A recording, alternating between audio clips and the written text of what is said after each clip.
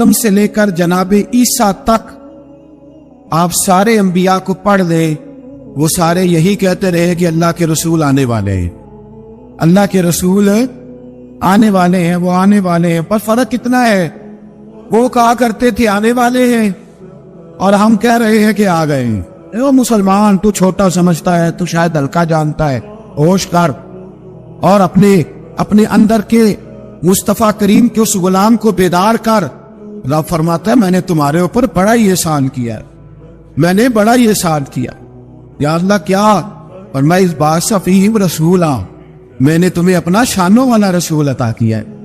دیکھو تو لوگ کہتے ہیں ہمیں بھی بڑی خوشی ہے، ہمیں بھی میلاد نہیں ہم مناتے، خوشی ہمیں بھی بڑی ہے، پر جلوس میں ہم نہیں جاتے۔ میں دردمندانہ سوال ہے بھئی، ہمیں کیسے پتا چلے گا تمہیں خوشی ہے؟ خوشی ہو تو کیسے پتا چلے گا؟ بھئی ایک آدمی نے اپنے بھائی کو بلایا کہ میرے بیٹے کی شادی ہے، اس کو کارڈ بھیجا، اس نے وصول ہی نہیں کیا، میں ناراض ہوں۔ اس کو کہا شادی کی دعوت پہ آؤ، کہا میں نے نہیں آنا، میں ناراض ہوں۔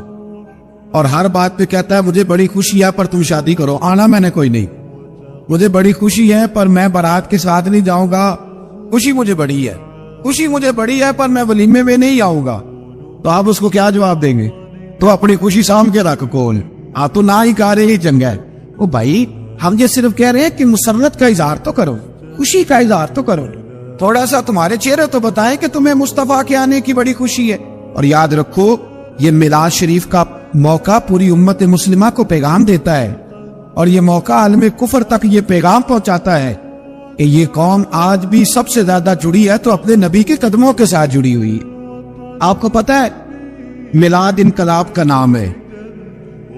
میلاد جب تک نہیں ہوا تھا تو بیٹیاں زندہ دفن ہوتی تھی۔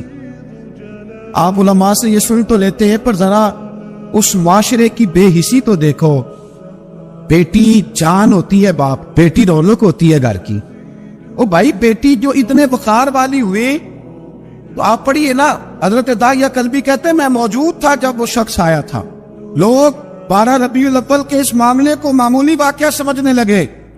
نہ بھائی ہم تمہیں پیغام دے رہے ہیں، یہ معمولی واقعہ نہیں۔ حضرت داعیہ کلبی کہتے ہیں اس شخص نے آ کے عرض کی یا رسول اللہ صلی اللہ علیہ وسلم میں نے 100 بچی زندہ دفن کی ہے، زندہ دفن۔ اور کہتے میری اپنی بیٹی، میں سفر پہ تھا تجارت پہ، تو میرے پیچھے سے میرے گھر میں بیٹی ہو گئی، میری بیوی نے اپنے میکے جا کے چھپا دی، میں واپس آیا تو اس نے کہا بچہ ہوا تھا فوت ہو گیا، میں نے دفن کر دیا۔ جب بچی 4-5 سال کی ہوئی تو مجھے پتا چلا میری بیٹی ہے۔ کہتے میں اسے لایا اور میں نے اسے کہا میں تیرا باپ ہوں، تجھے تحفہ دے کے دوں گا، کھانا کھلاؤں گا۔ کہتے وہ میرے بالوں سے کبھی لپٹتی، کبھی میرے سینے پہ ہاتھ رکھتی، کبھی میرا ماتھا چومتی، پر میں اسے لے گیا اور لے جا کر میں نے گڑھا کھودا، اور اس گڑھے میں اس بچی کو جب رکھا، اس نے باہر آنا چاہا تو میں نے اس کے سر پہ ضرب لگائی، جب چوٹ لگائی تو وہ دوبارہ گڑھے میں گری۔ میرا ویسے وجدان کہتا ہے کہ جب سے میلاد ہو گیا ہے، آج کسی باپ کی بیٹی اگر چارپائی سے گر جائے تو شاید وہ ساری رات سو نہ سکے کہ بچی گر گئی ہے میری۔ کہتے میں نے چوٹ لگائی سر پہ، خون بہا تو وہ گری، میں نے مٹی ڈالی، وہ ابا جی کہتی رہی۔ تو داعیہ کلبی کہتے وہ بتا رہا تھا، اور نبی کریم بار بار اپنی چادر کا پلو اٹھاتے تھے اور اپنے آنسو پوچھتے تھے، بار بار چادر کا پلو اٹھاتے تھے اور آنسو پوچھتے تھے، بار بار اٹھاتے تھے آنسو پوچھتے تھے۔ حضرت داعیہ کلبی کہتے حضور نے پوچھا تیری جرأت کیسی ہوئی، تو حوصلہ کہاں سے لایا؟ اس نے کہا محبوبہ پتہ نہیں، لیکن قربان جاؤں یا رسول اللہ صلی اللہ علیہ وسلم، میں نے آج سویرے آپ کے ایک صحابی کو یہ کہتے سنا ہے کہ وما ارسلناک الا رحمتا للعالمین، تو وہ یہ رحمتا للعالمین کے لفظ ہے، یہ تو میں نے اپنی مرتی ہوئی بیٹی سے سنے تھے۔ تو آج جب میں نے اس کی زبان سے سنے تو میں نے کہا تو انہیں جانتا ہے؟ کہا جانتا ہوں۔ کہا مجھے بھی لے جائے۔ تو حضور میں آپ کے دروازے آیا ہوں، رب معاف کر دے گا؟ تو میرے حبیب نے فرمایا چل پڑھ کلمہ، جو میرا کلمہ پڑھ دے اللہ اس کے سارے گناہ معاف کر دیا کرتا ہے۔ بھائی غلاموں کے ساتھ ظلم، حضرت بلال حبشی، حضرت بلال کے بارے میں بڑے واقعات ملتے ہیں۔ ایک واقعہ بڑا منفرد لکھا ہے کتابوں میں۔ حضرت بلال سے لوگوں نے کہا آپ نبی پاک سے متاثر کیسے ہوئی؟ تو جناب بلال کہنے لگے میں زیادہ لوگوں کو، مکے کے لوگوں کو جانتا ہی نہیں تھا، جو کہ میری ڈیوٹی تھی گھر میں کام کرنے کی، اور مجھے سخت سزا ملتی تھی امیہ بن خلف کی طرف سے، بلکہ تحقیق یہ ہے کہ یہ عبداللہ بن جدعان کے غلام امیہ بن خلف نے تو جب انہوں نے کلمہ پڑھا تو پھر خریدا۔ عبداللہ بن جدعان کہنے لگا میں فارغ نہیں، آپ لے لیں، آپ اس کو سزائیں دیں۔ تو کہتے میں ان کے گھر میں ہوتا تھا تو میں تو زیادہ لوگوں کو جانتا ہی نہیں تھا، کبھی مجھے موقع ہی نہیں ملا تھا باہر نکلنے کا، ہماری غلاموں کی کوئی زندگی نہیں ہوتی۔ آج تو ہر آدمی کہتا ہے نا میں کچھ چودھری سے لے کے کھاتا ہوں۔ یہ جو تیرے اندر حوصلہ ہے نا، یہ میرے رسول نے تجھے عطا فرمایا ہے، یہ میرے نبی نے تجھے دیا ہے، ورنہ تو غلام بکا کرتا۔ یہ حوصلہ تجھے رسالت مآب نے دیا۔ حضرت بلال کہتے ہیں میں ایک دن مجھے بخار چڑھ گیا بڑا تیز، میں لوگوں کو جانتا نہیں تھا، فرماتے مجھے تیز بخار چڑھ گیا تو ٹھنڈ بڑی سخت تھی، میرے مالک نے مجھے 23 کلو جو دیے پیسنے کو چکی پہ۔ کہتے میں بیمار تھا تو میں نے کچھ دوائی لی جو اس وقت موجود ہوتی تھی، تو میں نے ایک لحاف لیا، دودھ پیا تو مجھے نیند آ گئی۔ جب میں سویا تو میرا مالک آ گیا، اس نے آ کر کے مجھے سوئے ہوئے دیکھا تو کھینچ کر کمبل اتارا، رضائی اتاری، لحاف اتارا، کہنے لگا اب تیری سزا یہ ہے کہ تو کھلے میدان میں بیٹھے گا، وہاں چکی پیسے گا، اور دوسری سزا یہ ہے کہ تجھے قمیض پہننے کی بھی اجازت نہیں۔ حضرت بلال کہتے تیز بخار، ٹھنڈ کا عالم، اور جب میں چکی پیس رہا تھا تو رو رہا تھا، اور میں پوچھ رہا تھا خدایا ہمارے نصیب۔ سیدنا بلال حبشی رضی اللہ تعالیٰ عنہ فرماتے ہیں میرے دروازے کے قریب سے رسول پاک گزرے اور مجھے ہائے ہائے کرتے دیکھا تو دستک دی۔ میں نے کہا کون ہے؟ دروازہ کھلا ہے، آ جاؤ۔ محبوب اندر آئے تو پوچھنے لگے کیوں رو رہے ہو؟ میں نے کہا جاؤ اپنا کام کرو، یہاں دکھ سارے پوچھتے ہیں مداوع کوئی نہیں کرتا۔ کہتے میں نے سخت جملے کہے معاذ اللہ، حضور چلے گئے، اور جب حضور جا رہے تھے تو میں کہہ رہا تھا بس جا رہے ہو نا، میں نے پہلے ہی کہا تھا جاؤ۔ کہتے قربان جاؤں، تھوڑی دیر گزری تو اللہ کے رسول کے ہاتھ میں گرم دودھ کا پیالہ تھا، کھجوریں تھی، حضور تشریف لائے اور کریم رسول نے مجھے کھجوریں دی، دودھ پلایا اور کہا چل جا کمبل میں بیٹھ جا۔ تو میں نے کہا چکی کون پیسے گا، وہ تو بڑا مارے گا۔ کہتے ہیں لوگوں اس نبی کا میلاد اور معراج بھول نہ جانا، اس رسول پاک کی محبتوں میں کمی نہ آنے دینا، اس محبوب کا نعرہ ساری دنیا میں لگا دینا۔ فرماتے ہیں میرے حبیب کے میں قربان جاؤں، مصطفیٰ کریم نے فرمایا تو بیٹھ رضائی میں اور آج تیرے حصے کی چکی میں پیسوں گا۔ کہتے ساری رات حضور چکی پیستے رہے، ساری رات۔ سویرے میں اٹھا اور میرے حبیب پاک نے مجھے وہ سارا کچھ دیا اور خود چلے گئے۔ اگلی رات پھر آئی تو حضور پھر آ گئے، مجھے پھر رضائی میں لٹایا، دودھ پلایا اور ساری رات چکی پیسی۔ کہتے ہیں بس تیسرے دن حضور چکی پیس کے جانے لگے تو میں نے قدم تھام لیے، میں نے کہا بیبا دنیا ساری جھوٹ بولتی ہے، زمانہ سارا غلط کہتا ہے، جو غلاموں کے حصے کا کام کرے وہ اللہ کا سچا رسول ہوا کرتا ہے۔ میں دو چار باتیں آپ سے وہ والی کرنا چاہتا ہوں جو میلاد شریف پہ سننا ہمارے لیے بڑا ضروری ہے۔ میرے عزیزو، جس طرح ہمارے ذمے ماں باپ کے حقوق ہے، اسی طرح سے ہمارے اوپر ہمارے نبی کے بھی یہ حقوق خود قرآن مجید نے بیان کیے، رسول پاک نے بیان کیے، صحابہ کرام نے بیان۔ ہمیں قرآن و سنت سے وہ حقوق ملتے ہیں، ان میں پہلا حق یہ ہے کہ لتؤمنوا باللہ ورسولہ، اللہ پہ بھی ایمان لانا ہے اور اللہ کے رسول پہ بھی، اور ایمان لانا ہے تگڑا سارا۔ اس طرح نہیں کہ بات آپ کی صحیح ہے، رزق حلال کھانا چاہیے پر گزارا بھی تو نہیں نہ ہوتا آرام کے بغیر، جھوٹ کے بغیر کام بھی تو نہیں نہ چلتا، یہ نہیں، جو حضور کہتے ہیں اس پہ ڈٹ جا، یہ ایمان ہے، یہ حق ہے نبی پاک، جو حضور کہتے اس پر تو ڈٹ جا۔ ایک صحابی تھے حضرت سراقہ بن مالک رضی اللہ تعالیٰ عنہ، نبی پاک نے فرمایا تھا اس وقت تک موت نہیں آئے گی۔ کسرا کا ایک بادشاہ تھا تو وہ بڑے وزنی سونے کے کنگن پہنا کرتا تھا، اور جب وہ کوئی بات کرتا تھا نا، فیصلہ کرتا تھا تو کنگن ہلاتا تھا۔ عرب کے اندر مشہور تھا کنگنوں والا بادشاہ، سونے کے موٹے کنگن اس نے پہنے ہوئے۔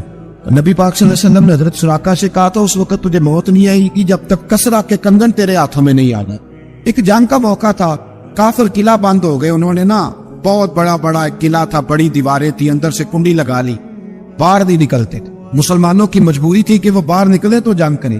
ایک منجنیق ہوتی تھی، اس طرح غلیل نہیں ہوتی، اس طرح دو بانس بہت لمبے باندھ کے، تو اس کے اندر جس طرح وہ چولہا ہوتا تھا بچوں کا کہ پینگ آخی دسی انہوں، اس طرح اس کو بنایا جاتا تھا، اور پیچھے اس کے اندر گولا رکھ کے لوگ کھینچتے تھے پیچھے، اور جب چھوڑتے تھے تو وہ جا کے دشمن پہ لگا کرتے، اسی کو دیکھ کر پھر توپ ایجاد کی گئی۔ حضرت सुराका बिन मालिक कहने लगे इस मंजनीक में मुझे बिठाओ और खींच के अंदर फेंको, मैं अंदर से जाके दरवाजा खोल देता हूँ। ईमान की बात कर रहा हूँ, अंदर जाके दरवाजा खोलता हूँ। तो सहाबा कहने लगे पहली तो बात यह है कि जब तू अंदर गिरेगा तो तेरी हड्डी पसली कोई नहीं बचेगी, और अगर बच भी गई तो जिनके बीच तू जाएगा वो तुझे छोड़ेंगे, रिस्क न ले, तू नहीं बचेगा अगर अंदर गया तो। जनाब सुराका बिन मालिक आंखें खोल के देखा और फरमाने लगे तुम मुझे फेंको, मुझे कुछ भी नहीं होगा, बिल्कुल बेफिक्र होके फेंको। कहा किस लिए? फरमाया इसलिए कि मेरे रसूल ने फरमाया था तू उस वक्त तक नहीं मरेगा जब तक किसरा के कंगन नहीं आ जाते। कंगन अभी नहीं आए, जब तक कंगन नहीं आएंगे हजरत इजराइल भी कोई नहीं आएंगे। साढ़े नबी दी जुबान साढ़े वास्ते कुरान। हजरत सुराका बिन मालिक को फेंका, अंदर गए, गिरे भी, दरवाजा भी खोला, बाहर भी आए, सारा कुछ हुआ। और बाहर आके लोगों से कहने लगे तुम्हें कहा नहीं था कि मेरे नबी के फरमान बड़े सच्चे हैं? वह कुछ जमाना गुजर गया, हजरत उमर का दौर आया तो हजरत सुराका बड़े बूढ़े हो गए, ये आंखें झुक गई, बाल सफेद हो गए, बीमार हो गए, ज़ईफी आ गई। उस वक्त किसरा का इलाका फतह हुआ और कंगन हजरत उमर के पास आए। तो जनाब उमर फारूक रदी अल्लाह तआला अन्हु ने फरमाया जाओ बुलाओ सुराका को। तो लोग कहने लगे हुजूर वो तो उठ नहीं सकते, बूढ़े हो गए। फरमाया एक दफा कान में जाके कहो तो सही, कहो तो सही। कहते कान में जाकर सुराका कंगन आ गया है तो उस बूढ़े को अल्लाह ने जुलेखा की तरह जवानी अता उठे। और हजरत उमर के जमाने में जब मस्जिद नबवी भरी हुई थी, किसरा के कंगन हजरत सुराका ने पहने तो सहाबा फिर मेरे रसूल के नारे लगाने, कहने लगे देखो मेरे नबी ने जो फरमाया हक और सच फरमाया। ईमान की मजबूती लाए। मुसलमान कमजोर बातें करता है, इस कमजोरी से बाहर आए। ये कहता है मैं मुसलमान हो जाऊंगा, नमाजी हो जाऊंगा तो दुकान कैसे चलेगी, दाढ़ी रखूंगा तो हालात कैसे बदलेंगे। बाहर आए, ईमान में मजबूती लाए। पहली बात हुजूर पे ईमान लाओ, दूसरी बात नबी पाक की ताजीम और तौकीर करो, ताजीम में मुस्तफा करो। किस तरह करो, किस हद तक करो, उसकी कैफियत क्या है, उसका तर्ज क्या है, कितनी ताजीम करनी है। तो वो भी उर्वा बिन मसूद सकफी ने 1400 सहाबा का इकट्ठा अमल बताया है। जब वो आए नबी पाक के पास हुदैबिया के मौके पर और वापस गए तो जाके कहने लगे मैं देख आया हूँ, मैंने सारी जमाना देखा है पर जो अदब नबी पाक की उम्मती अपने नबी का करते हैं वो मैंने किसी का करते नहीं देखा। और वो अदब किस तरह का? उर्वा बिन मसूद कहने लगे अबू सुफियान यार मैंने अजीब मंजर देखा है कि नबी पाक ने नाक से रीठ निकाली है और उस्मान गनी जैसे मालदार आदमी ने अपने हाथ पे लेके चेहरे पे मलनी है। मैंने अजीब मंजर देखा है कि हुजूर ने पानी मुंह में डाला कुल्ली करने के लिए और बलगम मुबारक निकली है तो अब्दुल रहमान बिन औफ जैसा सरदार और सियाना बंदा उसको लेके चेहरों पे मल रहा है। और मैंने देखा है उमर फारूक जैसे लोग, उस्मान गनी, मौला अली जैसे दलेर लाइनों में खड़े हुए कि हुजूर के जिस्म से लगे हुए पानी का एक कतरा हमें मिल जाए और उस कतरे के साथ हम अपने वजूद को मस करें ताकि अल्लाह हमें भी तबर्रक अता फरमा दे। सहाबा ने ताजीम में रिसालत माप का वो मंजर बयान किया, वो कैफियत बयान की कि लोग आश्चर्य कर उठे अपने दिलों में हुजूर की ताजीम। और फिर है इताअत रसूल, जो हुजूर की फरमा बरदारी नहीं करता। नबी पाक ने फरमाया जो मेरा होगा वो मेरे साथ जन्नत में जाए। हुजूर आपका कौन है? फरमाया जो मेरी माने वो मेरा है। हम किसके गुलाम हैं? भाई गुलाम की अपनी मर्जी नहीं होती, उसकी अपनी मर्जी नहीं होती, उसकी अपनी चाहत नहीं होती, मर्जी वो जो उसके आका। अगर नबी पाक के गुलाम है तो रंग रूप नबी पाक जैसा होना चाहिए, उठना बैठना रसूल पाक जैसा होना। और किस तरह का होना चाहिए? लो सुनो एक हदीस, ये बुखारी है और दीगर कुतब में भी मौजूद है। जब हजरत अबू बकर सिद्दीक नबी पाक को लेके आए ना यहाँ मदीना तैयबा, तो मदीने के सारे लोगों ने नबी पाक की जियारत नहीं की थी, कुछ ने देखा था कुछ ने नहीं देखा। जब यहाँ लेके आए जनाब सिद्दीक अकबर तो कहते एक दरख्त के नीचे दोनों बैठ गए। अब हाल ये था कि जिस तरह के कपड़े हुजूर के थे जनाब सिद्दीक अकबर के भी उसी तरह के थे, जिस तरह का लिबास हुजूर ने इस्तेमाल किया उसी तरह, और जिस तरह का इमामा जनाब महबूब ने बांधा वैसा ही जनाब सिद्दीक अकबर ने। और सहाबा कहते हैं अगर इमामे का एक पेच कहीं से हुजूर का ढीला था ना तो जनाब सिद्दीक अकबर का भी ढीला था। इस तरह हर चीज रंगी हुई थी हुजूर के रंग में, कच्चा रंग ललारी वाला ते जड़ा चढ़दा लैंदा रहिंदा, इश्क तेरे दा रंग मुहम्मद चढ़ जाए फेर नहीं लैंदा।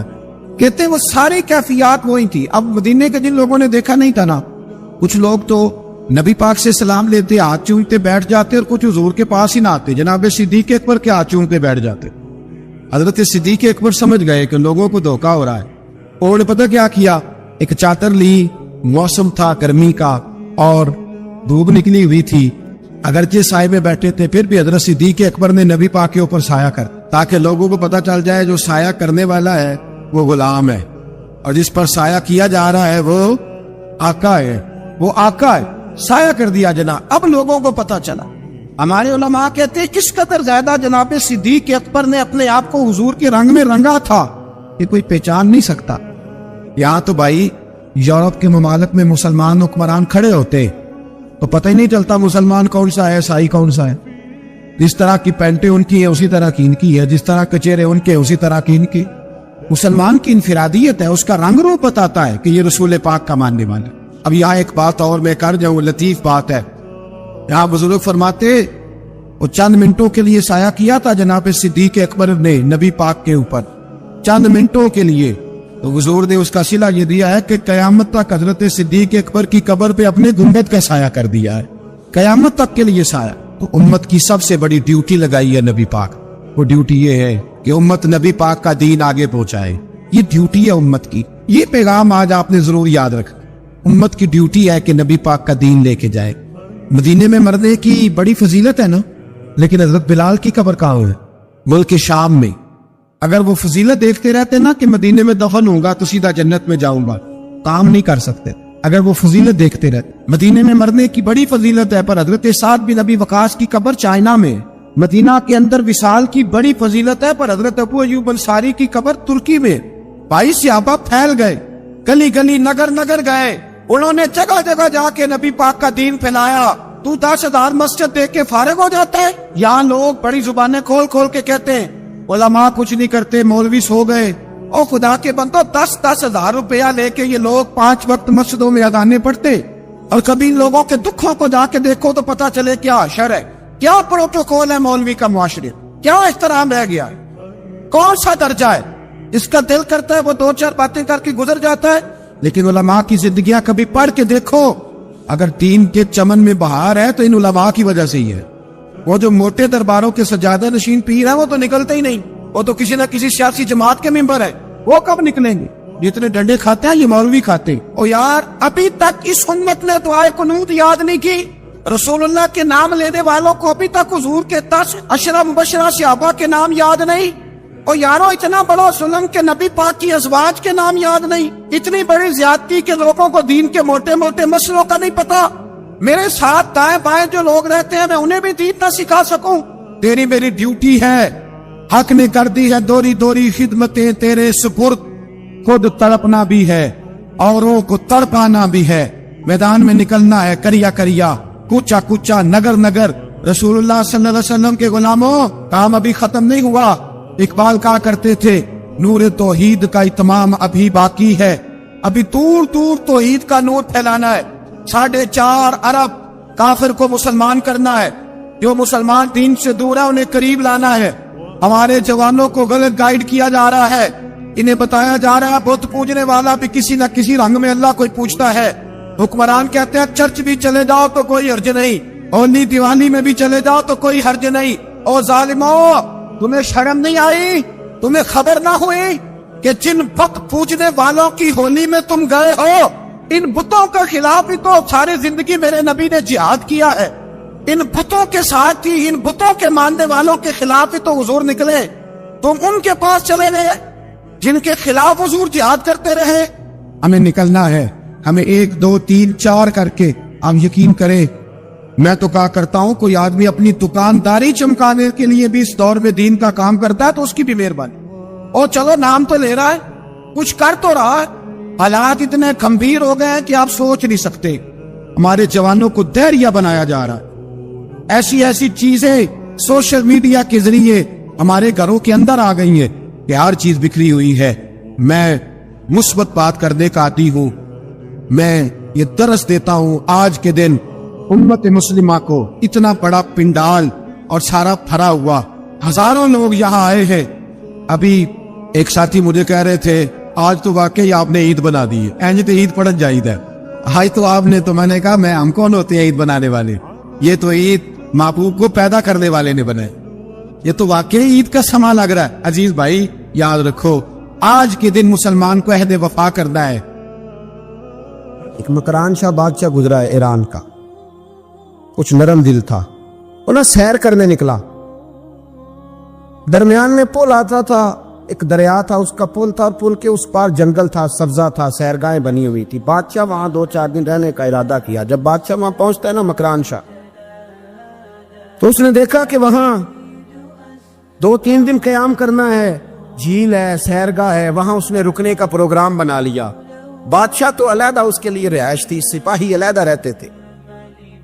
یہاں تو لوگ کہتے ہیں نا وہ پولیس کو ڈانٹتے ہیں، پولیس کو پوچھتے ہیں. اور بھائی پولیس تو تمہارے ماتحت ہوتی ہے، پولیس تو سمجھ گئی ہے کہ تم کس طرح ان سے کام لیتے ہو، ان کو تو تم اپنے تحت رکھتے ہو. پولیس والے علیحدہ رہتے تھے، اس کے ساتھ جو سپاہی گئے ہوئے تھے، گن مین گئے ہوئے تھے. مکران شاہ سیر سپاٹے پہ رہتا تھا. ایک بوڑھی عورت تھی، اس کی ایک گائے تھی، وہ جنگل کے اندر بوڑھی رہتی تھی، گائے اس کی وہاں چرتی رہتی تھی. شام کو وہ گائے گھر لوٹتی، بوڑھی دودھ پی کے سو جاتی. سپاہی اس بوڑھی کے پاس آئے، کہنے لگے تیری گائے بڑی صحت مند ہے، ہمارے ہاتھ بیچ دے. بوڑھی نے کہا میرے بڑھاپے کا سہارا ہے، اس کا دودھ پی کے میں زندہ ہوں، بیچوں گی نہیں. وہی والا کام جو ہمارے ملک میں ہوتا ہے کہ قیمت کے ساتھ زمین دینی ہے کہ مفت دینی ہے. جب بڑے آدمی کو پسند آ جاتی ہے تو کہتے ہیں مول دینی ہے کہ مفت دینی ہے. دینی پڑتی ہے، غریب ہے، کیا کریں، مجبور ہے، مظلوم ہے. کہا بوڑھی عورت سے سپاہیوں نے بیچ دے. کہا نہیں. کہنے لگے نہیں بیچے گی تو ہم لے لیں گے. اس عورت کی گائے زبردستی سپاہی ذبح کر کے کھا گئے. بوڑھی نے بادشاہ تک پہنچنا چاہا لیکن اس کو پہنچنے نہ دیا گیا، منع کر دیا گیا. اس کی رسائی نہ ہو سکی، غریب عورت تھی. جس دن مکران شاہ واپس آ رہے تھے نا سیر کر کے، پل سے گزر رہے تھے، تو کسی نے بوڑھی سے کہا کہ بادشاہ گزرے گا. وہ چھپ کے پل پہ بیٹھ گئی، اور مکران شاہ جب پل سے گزرنے لگے تو بوڑھی آگے آئی اور اس کے گھوڑے کی لگام پکڑی. ایسا جملہ کہا کہ مکران شاہ چکرا کے زمین پہ گرا. اور بوڑھی کہنے لگی مکران شاہ تیرے سپاہی میری گائے ذبح کر کے کھا گئے ہیں، تو بتا اس کا حساب اس پل پہ کھڑے ہو کے دینا کہ پل صراط پہ دینا ہے؟ بتا یہاں کھڑے ہو کے دے گا کہ وہاں کھڑے ہو کے دے گا؟ بول، بتاؤ یہاں دینا ہے کہ وہاں دینا ہے؟ دینا تو پڑے گا. یہاں دو گے تو ہو سکتا ہے قیامت میں بچ جاؤ، اور اگر یہاں نہیں دو گے تو وہاں لٹکا دیے جاؤ گے، رسوا کیے جاؤ گے، پوچھا جائے گا. مکران شاہ چکرا کے گرا زمین پہ اور گر کے کہنے لگا بی بی میں وہاں حساب نہیں دے سکتا، دو دینا یہی لے لے، جو لینا یہی لے لے. آ جاؤ آ جاؤ، وقت ہے، گنجائش ہے، مہلت کے دنوں میں توبہ کر لو، پلٹ آؤ، اللہ کے حضور حاضر ہو جاؤ. حضرت ابی بن کعب رضی اللہ تعالیٰ عنہ نے امیر المومنین سیدنا فاروق اعظم پہ مقدمہ کر دیا. عدالت تھی، جج تھی حضرت زید بن ثابت. حضرت عمر پہنچے، حضرت زید بن ثابت اٹھ کے کھڑے ہوئے، جگہ خالی. کا امیر المومنین بیٹھ جائیے. آپ فرمانے لگے زید یہ تم نے ناانصافی کی، ہم دونوں آئے تھے مقدمہ لے کے، یہاں تو دونوں کے لیے جگہ بناتے، تم نے ٹھیک نہیں کیا. پھر بعض ذرا آگے بڑھی، حضرت ابی بن کعب نے مطالبہ کیا کہ حضرت عمر فلاں بات پہ قسم اٹھائیں. تو حضرت زید بن ثابت جاج تھے، کہنے لگے آپ امیر المومنین سے یہ مطالبہ کر رہے ہیں؟ آپ اس مقدمے کا فیصلہ کر لیں، اس کے بعد میں آپ کو فارغ کر دوں گا. آپ مجھے امیر المومنین کہہ رہے ہیں، اور امیر المومنین کہہ کہ آپ یک طرفہ ہو رہے ہیں، اور جو آدمی انصاف لینے آپ کے دروازے پہ آیا ہوا ہے، اس ملک کا مسئلہ کیا ہے؟ اس ملک کا مسئلہ غریبی نہیں، میرے وطن کا مسئلہ یہ ہے کہ امیر غریب کے لیے قانون الگ الگ ہے. یہاں 11 سال 12 سال ایک شخص جیل میں رہ کے آتا ہے، لیکن بعد میں پتہ چلتا ہے وہ تو بے گناہ تھا. اس کے 11 سال کون واپس کرے گا؟ اس کے 20 سال زندگی کے جو سلاخوں کے پیچھے کٹ گئے کون واپس کرے گا؟ اور امیر آدمی وہ تو قبل از گرفتاری ضمانت کرا لیتا ہے. ان کے پاس تو بڑے بڑے ایشو ہیں، بڑے بڑے وکیل ہیں، بڑے بڑے ڈاکٹروں کی ان کے پاس رپورٹیں ہیں، وہ تو سارا کچھ کر سکتے ہیں، کوئی ہے ہی نہیں ان کو روکنے والا. میرے عزیزو آپ سمجھے میری بات کو. حضرت عمر فاروق فرمانے لگے یہ فیصلہ کر لیں، اس لیے کہ حضرت عمر اگر صرف اپنا سوچتے تو نظریہ نہیں بچتا تھا. جناب عمر رضی اللہ تعالیٰ عنہ نے نا صرف اپنا نہیں سوچا، انہوں نے کہا کہ سچ کو فروغ دیا جائے، ذات سے نکلا جائے. آپ فرمانے لگے تو نہ عمر کو کسی اونچی اڑان میں مبتلا نہ کر، عمر کو پتا ہے عمر کیا ہے. اسے وہ دور یاد ہے جب وہ اونٹ چرایا کرتا. لہذا میرے لیے وہی فیصلہ کر جو فیصلہ کرنے کا طریقہ قرآن و سنت نے ہمیں عطا فرمایا ہے. آپ نکلیں ذرا ذات پات کے چنگل سے. یہ جو بت پال لیے نا، اقبال کہتے ہیں گرچہ بت ہے جماعت کی آستینوں میں. جماعتوں کے بت تو نہ بناؤ، تنظیموں کو بت تو نہ بناؤ، آپ برادری کو بت تو نہ بناؤ، آپ رنگ نسل کو بت تو نہ بناؤ. اگرچہ بت ہیں جماعت کی آستینوں میں، پر مجھے ہے حکم اعزاں لا الہ الا، یہ ٹوٹ جائیں گے لا الہ الا اللہ کی ضرب سے. وسیع الظرف، وسیع المزاج بنے، وسیع المشرب بنے. آپ کبھی بھی سوچوں کو اتنا محدود نہ کریں کہ آپ کسی ایک ابہام کا شکار ہو کے ہی ساری زندگی گزار دیں. کیا مسئلہ تھا عرب کے لوگوں کو؟ مسئلہ کیا تھا؟ صرف اتنا. ایک عجیب روایت ہمیں ملتی ہے سیرت کی کتابوں میں. میرے نبی پاک صلی اللہ تعالی علیہ وسلم نا رات کے وقت پہاڑ کی چوٹی پہ بیٹھ کے قرآن پاک کی تلاوت کرتے تھے. حضور نا رات کے وقت قرآن پاک کی تلاوت کر رہے تھے، نبی کریم تلاوت کر رہے تھے. اور جب یاسین والے نبی خود یاسین پڑھے، والضحیٰ والے محبوب جب خود والضحیٰ کی تلاوت کریں، مدثر والے محبوب جب خود مدثر پڑھے، تو انداز ہی نرالو. حضور قرآن پاک کی تلاوت کر رہے تھے تو اس تلاوت کی نا آواز گونجی. کہاں تک پہنچی؟ ابو جہل بھی کسی جھاڑی میں چھپ کے حضور کا قرآن سننے لگا. سریلی اتنی تھی، اس میں لطف ہی اتنا تھا. ابو سفیان بھی آ گئے، کسی جھاڑی میں چھپ کے قرآن سننے لگے. اخنس بن شریک بھی آ گیا. تھوڑا نہیں سنا، ساری رات ہی حضور کی تلاوت سنتے رہے، ساری رات تلاوت. پر کہاں چین لینے دے حضور کی میٹھی آواز، کہاں چین لینے دے حضور کی میٹھی آواز. تینوں پھر اٹھ گئے. کئی دن آتے رہے. ایک دن طے ہوا کہ آج کے بعد بالکل نہیں آنا، جو آئے گا سزا ملے گی. ہو گئی بات طے. اخنس بن شریک کہتے ہیں میں سویرے ابو جہل کے گھر گیا. میں نے کہا سن، ایک دن نہیں کئی راتیں تو نے بھی سنا، میں نے بھی سنا. دل پہ ہاتھ رکھ کے بتا وہ جو پڑھتے ہیں وہ حق سچ ہے کہ نہیں؟ کری بات کر. سنا تو نے بھی، سنا میں نے بھی، ساری رات سنا. بتا بات سچی ہے کہ نہیں؟ تو ابو جہل کہنے لگا ایک ایک حرف سچ ہے، ایک ایک بات سچی ہے. تو مانتا کیوں نہیں؟ پھر تو مانتا کیوں نہیں؟ تو جو ابو جہل نے جواب دیا، خدا را اس پہ غور کرنا، میری منت سمجھ کر اس بات پہ غور کرنا. او پھر تو مانتا کیوں نہیں؟ تو ابو جہل کہنے لگا ہمارے قبیلے کا اور بنو ہاشم کا، حضور سید عالم کے قبیلے کا شروع سے مقابلہ رہا ہے. انہوں نے اگر لوگوں کو کھانے کھلائے تو ہم نے بھی کھلائے، انہوں نے غریبوں کا بوجھ اٹھایا تو ہم نے بھی اٹھایا، انہوں نے اگر گھوڑا دوڑایا تو ہم نے بھی دوڑایا. پھر انہوں نے دعویٰ کر دیا کہ ہمارے اندر ایک نبی آ گیا ہے. اب ہم کیسے مان لیں اس قبیلے میں نبی آ گیا؟ پہلے کیا کہہ رہا ہے؟ بات بالکل حق ہے. اب کیا کہہ رہا ہے؟ اس کے کہنے کا مطلب یہ ہے کہ اگر میرے قبیلے میں نبی آتا تو میں مان جاتا. او خدا کے بندو، یہ برادری کا بت، قبیلے کو جو بت بنا لیا معاذ اللہ، وہ تعصب بن کے آڑ بن گیا، گروہ پرست ہو گئے. وہ کہنے لگا اس کا مطلب یہ تھا کہ میرے قبیلے میں ہوتے تو میں مان جاتا، قبیلہ دوسرا ہے. خدا را ان بتوں کو توڑنے کی ضرورت ہے. کاش ابو جہل یہ سمجھتا کہ یہ تو رب کی تقسیم ہے نا، واللہ یختص برحمتہ من یشاء.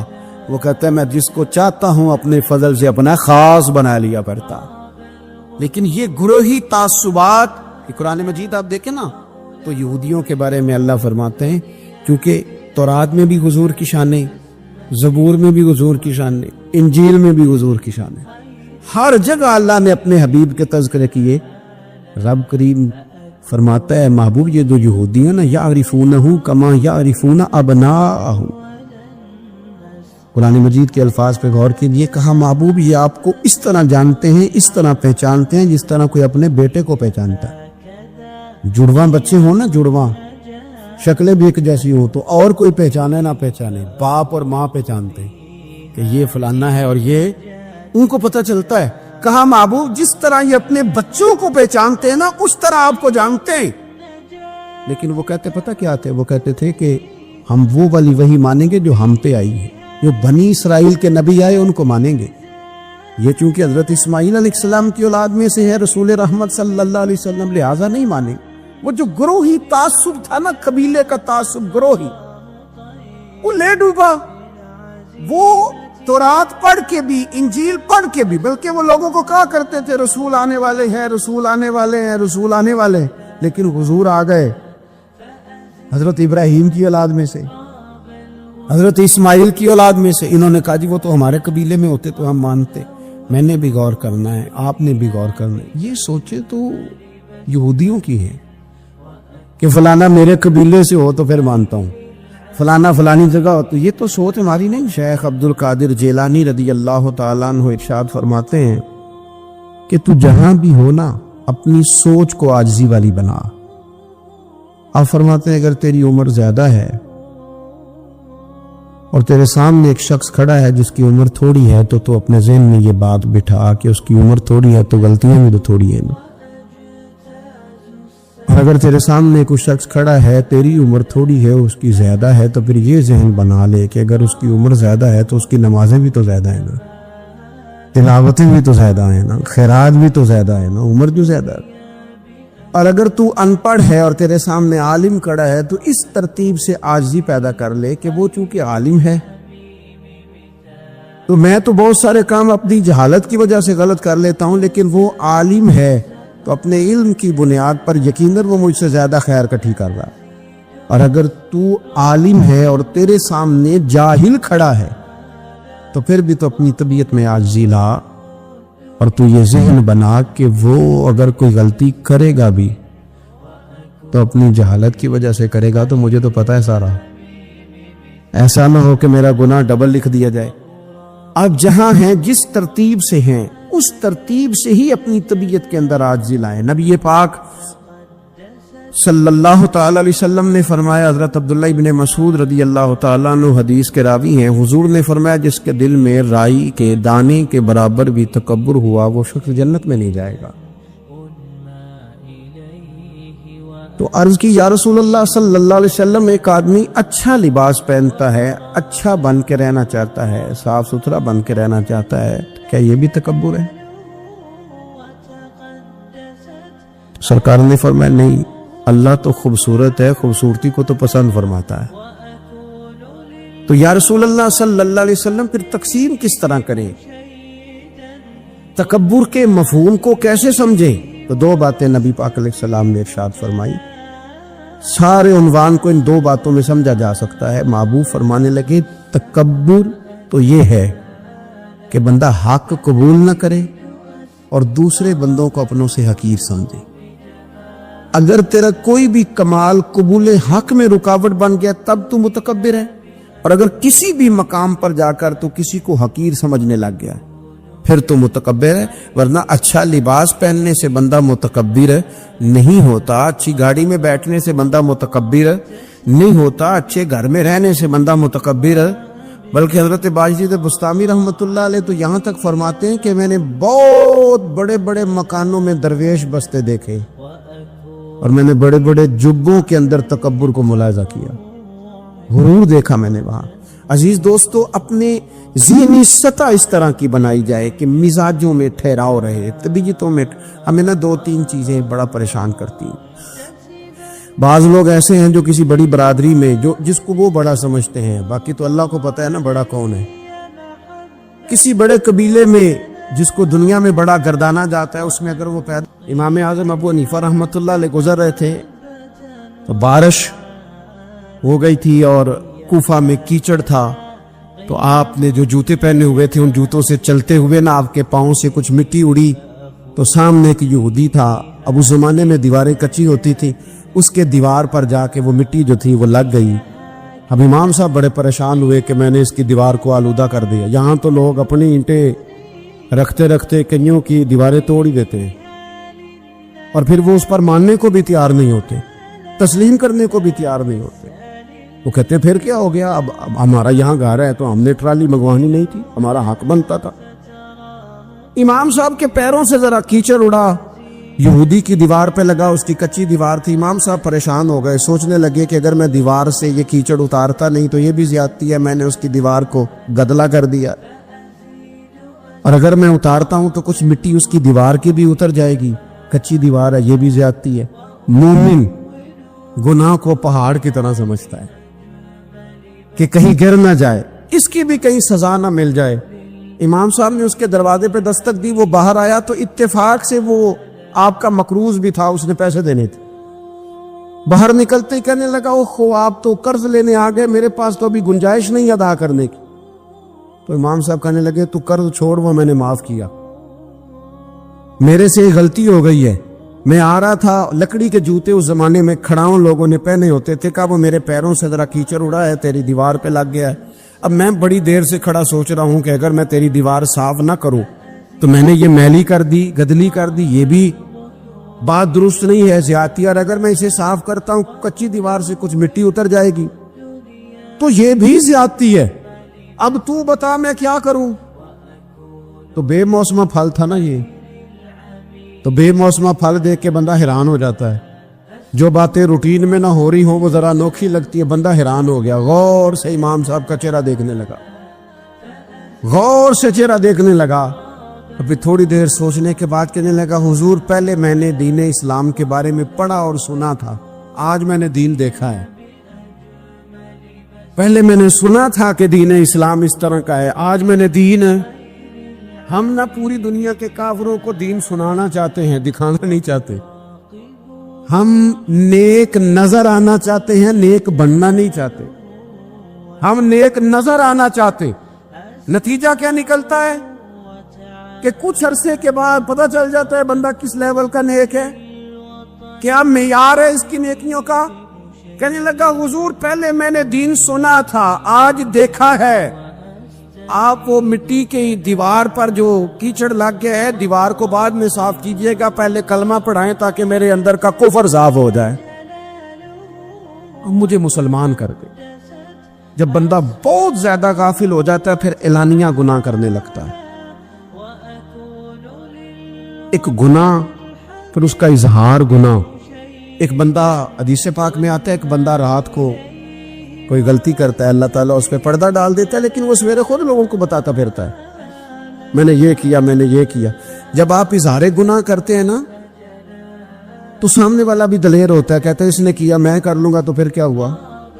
ہمارے علماء نے لکھا ہے کسی کی نماز قضا ہو جائے تو کسی کو بتائے نہ،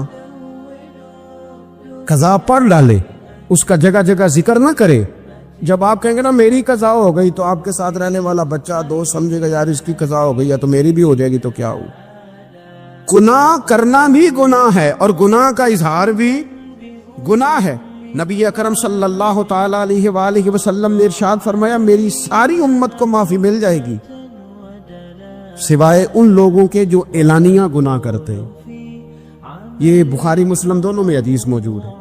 جو اعلانیہ گناہ، جنہوں نے خود ساری دنیا کو گواہ بنا لیا، میں نے یہ بھی جرم کیا، یہ بھی کیا، یہ بھی کیا، یہ بھی کیا، خود انہوں نے لوگوں کے، بہت بڑے غافل آدمی کی علامت ہے کہ گناہ کرے اور پھر اوپر سے اعلانیہ گناہ کرے، اتنا بڑا جرم کرے۔ پھر اگر ہم دیکھنا چاہیں کہ ہم غافل تو نہیں، تو غافل بندے کی چوتھی علامت یہ ہوتی ہے کہ وہ فضول کاموں میں وقت بڑا ضائع کرتا ہے، فضولیات میں، ادھر بیٹھے ہیں ادھر بیٹھے ہیں، یہاں گپ شپ ہو رہی ہے، وہاں موبائل دیکھا جا رہا ہے، پھر کچھ ٹائم ملا ہے تو پھر کہیں دور دراز کسی ہوٹل پہ کھانا کھانے چلے گئے، پھر کچھ ٹائم ملا تو چلو نکلتے ہیں ذرا کوئی ہفتہ سیر کر آتے، یہاں گپ شپ ہے، فلاں کو ڈسکس کر لیتے ہیں، فلاں کے بارے میں بات کر لیتے ہیں، سیاسی تبصرے کر لیتے ہیں، یہ تھوڑی گفتگو ہو جاتی، چلے محلے داروں پہ تبصرہ شروع کرتے ہیں، کون روٹی زیادہ کھا رہا ہے اور کس کے پاس پیسے زیادہ آ گئے، چلو جا کے پتہ کرتے ہیں۔ حالانکہ یہ پتہ نہیں کرنا چاہیے تھا، پتہ تو اس کا کرنا چاہیے تھا جو بیچارہ کل سے بھوکا ہے، خبر تو اس کی رکھنی چاہیے تھی جس بیچارے کے گھر میں بچوں کے لیے پہننے کو کپڑے موجود نہیں ہیں، اس پر تبصرہ یہ کرتے ہیں کہ یہ محنت کیوں نہیں کرتے، اور اگر کسی پر اللہ عطا کر دے پھر حساب ضرور لگاتے ہیں کہ ذرا معلومات کرو یہ اتنی جلدی آگے کیسے نکل گئے۔ غافل بندے کی علامت ہے وقت کا ضائع کرنا اور فضول کاموں میں ضائع کرنا اور بلا وجہ ضائع، اور ایسے سوالات کرنا جن کی ضرورت ہی کوئی نہیں، بالکل ضرورت ہی نہیں، کوئی مطلب ہی نہیں، لیکن ہم لوگ وقت ضائع، یہ غفلت کی علامت، غفلت۔ اللہ والوں کی علامت کیا تھی؟ ایک بات انہوں نے زندگی میں لے لی، سیکھ لی، پھر ساری زندگی اسی پہ گزار دی۔ ان کا ارادہ تھا نا کشکول سیدھا کیا۔ کچھ لوگ ساری زندگی لیکچر قبول لے لے کے سن کے پھر بھی سمجھنے کو تیار، یہ غافل دل کی علامت ہے۔ اس لیے نبی پاک صلی اللہ تعالی علیہ وسلم نے فرمایا دو نعمتیں ایسی ہیں جن میں اکثر لوگ غفلت میں ہیں، ایک صحت اور دوسری فراغت۔ لوگ بلا وجہ وقت ضائع کرتے ہیں۔ اللہ نے صحت دی ہے، کسی خیر کے کام میں لگائیں۔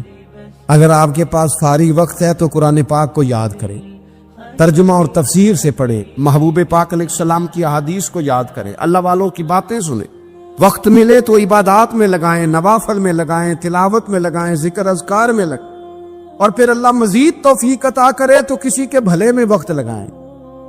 گلی سے کوئی کانٹا اٹھائیں، کوئی روڑا اٹھائیں، کوئی کسی کی مدد کریں، لیکن یہ غافل انہیں کی علامت ہے کہ اپنے وقت کو ضائع کرنا۔ اور پھر اسی طرح غفلت کی پانچویں علامت یہ ہے کہ اگر بندے کو دنیا سے پورا پیار ہو جائے، یعنی شب قدر میں بھی آ کے کہتا ہے یا اللہ کبھی پیسے دے دینا، شب برات والے دن بھی کہتا ہے کہ مالک اگر کبھی کوئی ایسا سبب لگ جائے نا، یعنی بیت اللہ شریف کے سامنے کھڑے ہو کے بھی اگر اس نے مال ہی مانگنا ہے، وہاں بھی اس نے یہی سوال کرنا ہے، حب پہ دنیا اتنی غالب آ جائے، تو یہ غافل ہونے کی علامت۔ دنیا ضرورت ہے، مقصد نہیں ہے، دنیا کی حاجت ہے، مقصد نہیں ہے، یہ مقصود نہیں۔ اور جب لوگ فقط دنیا کے مال کو، دولت کو، نبی پاک علیہ السلام نے فرمایا وہ لعنتی ہے جو درہم اور دینار کا بندہ بن گیا ہے، پیسوں کا بندہ بن گیا ہے، مل جائے تو خوش ہوتا ہے، نہ ملے تو تکلیف میں آ جاتا ہے۔ یہ غافل بندے کی علامت۔ مومن تو وہ ہوتا ہے کہ دولت رزق حلال ضرور کماتا ہے تاکہ کسی کے آگے ہاتھ نہ پھیلانا پڑے، کوشش ضرور کرتا ہے، پر دنیا کو جیب میں جگہ دیتا ہے، دل میں نہیں دیتا۔ اس کی جگہ جہاں ہے اسے وہاں رکھتا ہے، اسے دل میں جگہ، دل تو ایک ہے، اس میں رب و رسول کو بسائیں گے یا کسی اور کو بسائیں گے؟ تو حب دنیا یہ غافل ہونے کی بہت بڑی علامت ہے۔ پھر اسی طرح جو بندہ رب کریم کو جانتا نہیں نا، وہ بھی غافل ہو جاتا ہے۔ ایک تو جو یہ نہیں نہ جانتا کہ رب کریم سزا دے گا، مجھے دیکھ رہا ہے، اسے نہ اونگ آتی ہے نہ نیند آتی ہے، جو اس کی معرفت نہیں رکھتا کہ میرا رب ہر وقت مجھے دیکھ رہا ہے، وہ بھی غافل ہو جاتا ہے۔ جسے پتہ ہونا کو مجھے دیکھ رہا ہے وہ غافل نہیں ہوتا۔ اور جو یہ سمجھ لیتا ہے نا کہ شاید معاذ اللہ ثم اس یقین کو پکا نہیں کرتا، وہ غافل ہو جاتا ہے۔ اور ایک جو یہ نہیں نہ جانتا کہ رب مہربان کتنا ہے، وہ بھی غافل ہو جاتا ہے۔ مجھے بتائیے سب سے زیادہ تو بندہ اس کے دروازے پہ جاتا ہے نا جو سب سے زیادہ مہربانی کرنے والا ہو، اس دروازے سے بندہ اٹھتا ہی نہیں۔ تو جس کو یہ یقین ہو جائے نا سب سے زیادہ کرم فرمانے والی ذات اللہ رسول کی ہے، وہ کبھی رب رسول سے غافل نہیں ہوتا، وہ کبھی اللہ رسول کا دروازہ چھوڑ کے نہیں جاتا، وہ کبھی کسی اور جگہ جا کے پناہ تلاش نہیں کرتا۔ جسے پتہ چل جائے نا وہ کریم کتنا ہے، مہربان کتنا۔ ملا رومی رحمت اللہ علیہ فرماتے ہیں بہت بڑا مجرم تھا ایک بندہ، بہت بڑا گناہگار تھا، بت کو پوجتا تھا، تھک گیا، ساری رات بت کے سامنے کھڑا تھا، معاذ اللہ یا صنم یا صنم یا صنم کہتے، تھک گیا، نیند آ گئی، اونگ آ گئی۔ جب پوری طرح نیند آ گئی اور دماغ پہ نیند قبضہ کرنے لگی تو اس کے منہ سے نکل گیا، صنم صنم کہہ رہا تھا نا، نکل گیا یا صمد، او بے نیاز مالک۔ رب کریم نے فرشتوں سے فرمایا دوڑ کے جاؤ، جو کہتا ہے اسے دے دو۔ فرشتے کہنے لگے مالک تو بت کو پکار رہا تھا، اس نے تو غلطی سے نام لیا ہے، فرمایا مجھے نہیں پتا، لیکن دیکھو نا اس نے مجھے پکارا تو ہے نا، کتنی دیر سے جھوٹے کو پکار رہا تھا، اس کا معاملہ حل نہیں ہوا، اب اگر سچے کو پکارنے پہ بھی حل نہ ہوا تو فرق کیا رہ جائے گا؟ دے دو جو مانگتا ہے، دے دو۔ میرے دوست گھر پتہ چل جائے وہ کریم کتنا ہے، وہ مہربان کتنا ہے۔ میرے رسول پاک علیہ الصلوۃ والسلام نے تو فرمایا تیری آنکھ سے اگر اس کے خوف سے اتنا آنسو بھی نکل گیا جتنا مچھر کا پر ہوتا ہے. تو جس طرح بھینس کے تھنوں سے نکلا ہوا دودھ واپس تھنوں میں نہیں نہ جاتا، جو اتنا بھی روئے نہ روئے اللہ کے خوف سے، وہ بندہ دوزخ میں نہیں جائے گا. تھوڑی دیر کے لیے ڈر جائے اپنے رب سے، آئے تو صحیح. عدم معرفت غفلت پیدا کرتی ہے، تو آ تو صحیح، وہ تو کریم ہی بڑا ہے، وہ تو مہربان ہی بڑا ہے.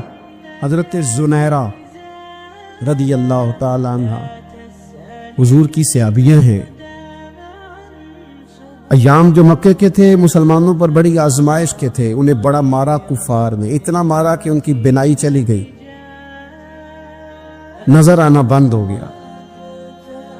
کافروں کی عورتوں نے تانا دیا کہ تو نے ہمارے بت چھوڑے ہیں نا، تو دیکھنا تیری بینائی چلی گئی. تو جناب زنیرہ اللہ پہ بھروسہ، توکل، معرفت الہی کا جذبہ، اٹھ کے کھڑی ہو کہنے لگی چپ کرو، تمہارے جھوٹے بت کیا کر سکتے ہیں، میرا رب چاہے تو صبح جب میں اٹھوں تو میری آنکھیں روشن ہو، اگر کریم کرم کر دے. لوگ کہتے واقعی ایسا ہوا، جب وہ سویرے اٹھی تو اللہ نے ان کی روشنی واپس کر دی. تجھے پتہ چل جانا وہ مہربان کتنا ہے. وہ ایک بزرگ تھے تو ان سے کسی نے کہہ دیا کہ اگر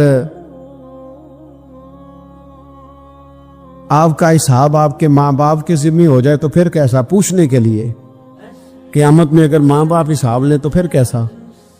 تو بڑے سیانے لوگ تھے جو دل والے تھے، کہنے لگے نہیں، رب کریم ہی ٹھیک ہے، اس لیے کہ وہ ماں باپ سے کہیں بڑھ کر پیار کرنے والا. اگر یہ معرفت مل جائے وہ کریم کتنا ہے. اور جب بندہ پوری طرح اس کی بارگاہ میں آ کے تڑپ جاتا ہے نا، مولا میں جاؤں کدھر، تیرا دروازہ چھوڑ کے جاؤں کدھر. اقبال کہتے ہیں وہ ایک سجدہ جسے تو گران سمجھتا ہے، 1000 سجدوں سے دیتا ہے آدمی کو نجات. تجھے جگہ جگہ جھکنا نہیں پڑے گا اگر تو صحیح معنوں میں اپنے رب کی بارگاہ میں جھک جائے. تو میرے عزیز کوشش کریں کہ اس کی معرفت، اس کا کرم، اس کی عطا اور اللہ تبارک و تعالیٰ کے حاضر و ناظر ہونے پر عین الیقین، حق الیقین حاصل کریں. اور پھر کہ غافل لوگوں کی صحبت بھی بندے کو غافل کر دیتی. غافلوں کی صحبت میں نہ بیٹھے، ان کی صحبت میں بیٹھے ان کے پاس بیٹھنے سے دل میں رب رسول کی محبت پیدا ہوتی. غافلوں سے بچیں. چنگیاں دے لڑ لگی ساں تے چولی چ پھول پئے، تے جدوں میں پیڑیاں دے سنگ رل گئی تے میرے اگلے بھی ڈول گئے. برے آدمی کی صحبت بندے کو غافل کر دیتے. غافلوں کی صحبت میں کبھی نہ بیٹھے، کبھی نہیں. غافل آدمی آپ کو غافل کر دے گا. میرے نبی پاک علیہ الصلوۃ والسلام نے فرمایا انسان اپنے دوست کے مذہب پر ہوتا ہے. یہ بہت بڑے لفظ ہیں. فرمایا المرء علی دین خلیلہ، انسان اپنے دوست کے مذہب پر ہوتا ہے. تو دیکھ تو نے دوست کس کو بنایا، جو تیرے دوست کا مذہب ہوگا وہی تیرا ہو جائے گا. ہم نے دوست بنایا نا غوث پاک جیلانی کو، ہم نے یاری لگائی ہے نا داتا علی اجمیری سے، ہماری نسبت ہے نا معین الدین اجمیری سے، ہمارا تعلق ہے نا بہاؤالدین زکریا ملتانی سے، ہمارا رشتہ ہے نا حضرت مجدد الفسانی سے، ہم ماننے والے ہیں نا اعلیٰ حضرت بریلوی کے، ہمارا تعلق ہے کبھی جماعت علی سے کبھی مہر علی سے، ہمارا ان سے تعلق ہے تو صبح شام ہماری زبان پہ رہتا ہے بلغ العلا بکمالہ کشفت دجا بجمالہ حسنت جمیع خصالہ صلو علیہ وآلہ. ان سے تعلق جڑا ہے نا تو کئی دفعہ تنہائیاں تڑپا دیتی ہیں اور تڑپ کے کہتے ہیں اج سکھ متران دی ودیری ہے، اج سکھ متران دی. سکھ کہتے ہیں اڈیق کو، متر کہتے ہیں محبوب کو. اج سکھ متران دی ودھیری ہے، کیوں دلڑی اداس گھنیری ہے، لو لو وچ شوق چنگیری ہے، اج نینا لائیاں کیوں جھڑیاں. سبحان اللہ سبحان اللہ سبحان اللہ. پہلے کہتے ہیں سکھ متران دی ودھیری ہے یعنی اداس ہو، پھر حضور کے جلووں پہ نظر کرتے ہیں، کہتے ہیں سبحان اللہ سبحان اللہ. ما اجمل کا، ما احسن کا، ما اکمل کا، اور پھر فوراً کہنے لگے او کتھے میرے علی، او کتھے میرے علی، کتھے تیری سنا۔ اب دیکھو مشتاق اکھیں کتھے جاڑیاں۔ ایک حدیث بخاری میں بڑی مزیدار ہے، بخاری میں، سبحان اللہ۔ اور بخاری شریف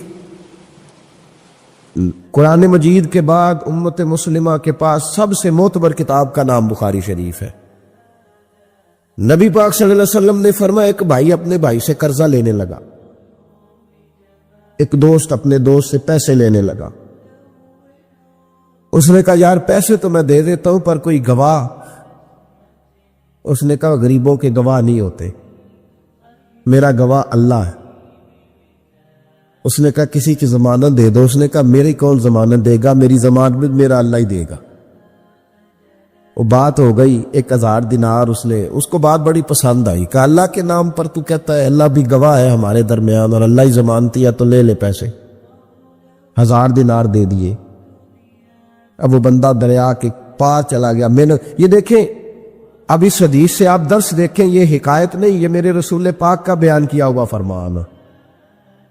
اس کی صداقتوں پہ دیکھیں، اور بخاری کی حدیث کے جملے کتنے حسین ہیں۔ نبی پاک صلی اللہ علیہ وسلم نے فرمایا وہ جس نے پیسے لیے بطور قرضہ وہ دریا کے پار چلا گیا، محنت مزدوری کرتا رہا، جب مقررہ وقت آیا تو اس نے 1000 دینار جو وعدہ کیا تھا کہ فلاں تاریخ کو دے دوں گا، اس تاریخ کو اس نے 1000 دینار لیے اور دریا کے کنارے پہنچ گیا کہ مجھے کشتی ملے تو میں اس تک پہنچاؤں۔ لیکن اس نے اتفاق کہ اس دن کشتی کوئی نہ ملی، بڑا انتظار کیا، کشتی کوئی نہ ملی۔ اس نے ایک لکڑی لی، لکڑی کو اندر سے پھاڑا، موٹی لکڑی ہوتی ہے نا بانس کی طرح، اس کے اندر سوراخ بن جاتا ہے، جگہ بن جاتی ہے۔ اس نے اندر سے اس کی کھدائی کی، اس کے اندر اس نے 1000 دینار رکھا اور ایک رکا رکھا کہ بھائی میں پہنچنا چاہتا تھا لیکن مجھے کشتی نہیں ملی تو میں 1000 دینار رکھ رہا ہوں، جس رب کی ضمانت پر میں نے لیے تھے مجھے امید ہے رب تجھ تک پہنچا دے گا، مجھے امید ہے اللہ پہنچا دے گا تیرے تک، مجھے امید ہے رب پہنچائے گا۔ یہ کہہ کہ اس نے اس کو بند کیا کسی کپڑے کے ساتھ اور بند کر کے دریا میں ڈال دیا۔ اب وہ انتظار کرنے لگا، وہ جو شخص تھا وہ بھی کنارے آیا کہ آج اس کا وعدہ ہے، اس نے آنا ہے۔ دینے والے کو ٹینشن ہوتی ہے تو میرے خیال ہے لینے والے کو بھی بہت زیادہ ہی ہوتی ہے کہ آج لینے۔ وہ آ گیا کنارے پہ کہ آج پیسے آنے، لیکن کوئی شے نہ آئی۔ ایک لکڑی بہتی ہوئی آئی، اس نے اٹھائی لکڑی کا، چلو پیسے نہیں ملے تو ایندھن تو ملا ہے نا، گھر جا کے لکڑی جلا کے روٹی تو پکائیں گے نا۔ اور لکڑی اٹھا کے گھر لایا، گھر لا کے جب اس کو چھیلا، توڑنے لگا کہ ٹکڑے کر کے اس سے آگ جلاتا ہوں، اس نے کھولی تو اندر سے رکا بھی نکل آیا اور 1000 دینار بھی نکل آیا۔ رب کریم کا انداز دیکھو کہ دریا کتنا چوڑا ہوتا ہے، اور جو کاغذ ہوتا ہے وہ پگھل جاتا ہے دریا کے اندر، لفظ مٹ جاتے ہیں، لیکن ہر چیز کو باحفاظت میرے رب کریم نے پہنچا دیا۔ اس نے جب اس کو کھولا نا تو 1000 دینار بھی نکل آیا، مقررہ وقت پہ اسے پیسے بھی مل گئے، وہ بڑا راضی ہوا۔ اب یہ بندہ آیا کچھ دنوں کے بعد دوبارہ 1000 دینار کا اور بندوبست کر کے لایا، پتہ نہیں اس تک پہنچے کہ کہیں گم ہو گئے۔ 1000 دینار کا اور بندوبست کر کے لایا۔ معصوم آمنہ، حبیب کبریا، سید کون مکان صلی اللہ علیہ وسلم کس حسن کے ساتھ اپنی امت کو حسین اخلاق سکھا رہے ہیں۔ نبی پاک علیہ السلام فرمانے لگے غلاموں ایک اور 1000 دینار لے کے دروازے پہ آیا اور دستک دے کے کہنے لگا میرا رب گواہ ہے کہ میں نے کوشش کی تھی پر مجھے کشتی نہیں ملی، میرا رب گواہ ہے کہ میں نے ہمت کی تھی پر موقع نہیں ملا، اللہ جانتا ہے جس رب کی ضمانت پہ میں نے تجھ سے پیسے لیے کہ میری کوشش پوری تھی پر موقع نہیں ملا، میں آیا ہوں پیسے رکھ لے۔ اس نے کہا اگر اللہ تیرے اور میرے درمیان گواہ تھا پھر وہ کریم بھی بڑا ہے، تو نے دریا میں ڈالے تھے تو رب کریم نے باحفاظت مجھے پہنچا بھی دیے، اور تیری عزتوں کو اس نے برقرار رکھا ہے، میرے دل میں تیری گویا قدر بڑھ گئی ہے۔ او بھائی، جو رب کریم پہ بھروسہ کرے، جو اللہ پہ بھروسہ کرے اور ارادہ کرے، اور اسی طرح کی ایک اور حدیث سیاستہ میں موجود ہے، نبی پاک صلی اللہ علیہ وسلم نے فرمایا ایک بندے کا ارادہ تھا قرضہ دینے کا، اس کا پروگرام تھا واپس کروں گا پیسے، محنت کر رہا تھا، جدوجہد کر رہا تھا، کوشش تھی، وہ نیت اس کی صحیح تھی، دبانے کا 1% بھی ارادہ نہیں تھا، کوشش جاری تھی، ہمت کر رہا تھا، فوت ہو گیا۔ یا رسول اللہ اب کیا بنے گا؟ اگر صوفیاء اس حدیث پہ وجد کرتے، وجد آتا ہے ان لفظوں پہ، اب کیا بنے گا؟ تو میرے محبوب فرمانے لگے قیامت کے دن اللہ اپنی رحمت سے اس کے قرضے ادا فرما دے گا۔ دیکھو اتنا بھی کوئی خوش نصیب ہے جس کے اللہ قرضے ادا کرے، اتنا بھی کوئی خوش قسمت ہے رب جس کے قرضے دے۔ اللہ کہے مجھ سے لے لے، چل یار رہنے دے۔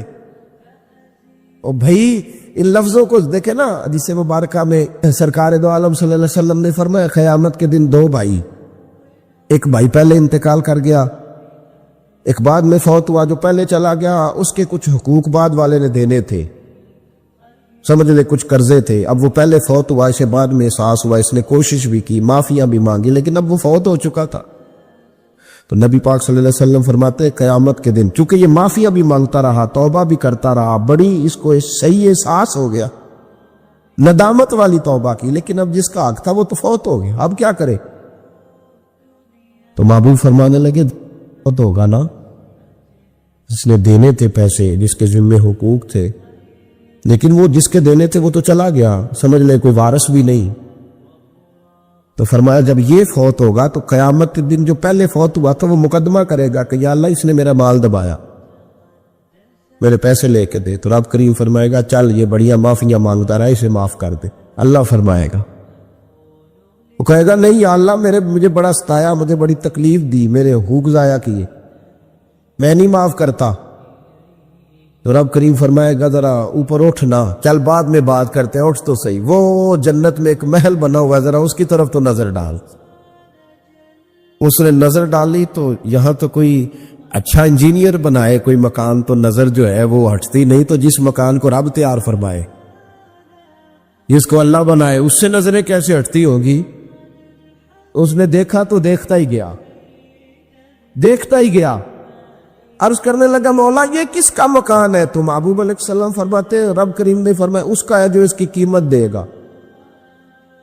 کہ یا اللہ کون قیمت دے گا؟ فرمایا تو بھی دے سکتا ہے۔ یا اللہ میں غریب فقیر، میں کیسے قیمت دوں؟ تو اللہ فرمائے گا چل تو اپنے بھائی کو معاف کر دے، میں محل تجھے دے دیتا ہوں، تو معافی دے دے، محل تیرا ہوا۔